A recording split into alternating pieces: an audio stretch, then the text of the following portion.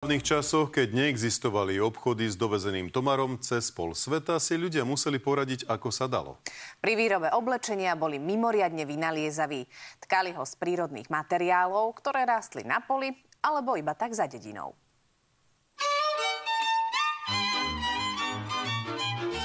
Bez oblečenia to jednoducho nešlo. Či už sa jednalo o všedný odev alebo sviatočný kroj, takmer všetko pochádzalo z ľanu.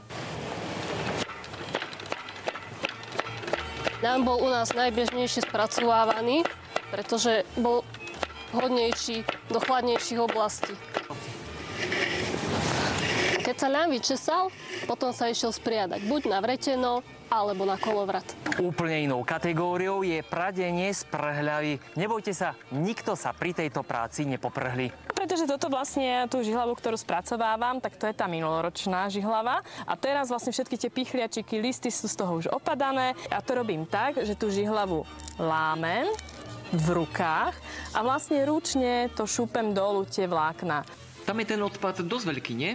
Obrovský. Celá tá stonka je odpad, len obal tej stonky je to, čo vlastne spracovávame na to vlákno. No, mravenčia práca, ale o to viac si vlastne človek váži potom ten výrobok. Spracovanie prírodných materiálov čím ďalej tým viacej je populárne a dôkazom toho sú aj žiaci, mladí ľudia a mladá generácia, ktorá čím ďalej tým viac vyhľadáva práve aj oblečenie z takýchto materiálov. Voľna sa tuto tlačí do formičky a takouto ihlou, ktorá má tu také drsné konce, tak sa to proste tuto utláča. Keď to dopichám, tak z tohto budeme takého špeciálneho dinosaura. Mimoriadne dôležité boli krosná, bez nich by si plátno neutkali. Krosná bývali súčasťou pomerne dosť veľa domácností. Tkalo sa naozaj ešte predvojnové obdobie pomaly v každom druhom dome, ale väčšinou v zimnom období. Takto si tkali nielen oblečenie, ale aj uteráky, obliečky či dokonca hračky pre deti. Z Banskej Bystrice Ľubo Fronko, televízia Markíza.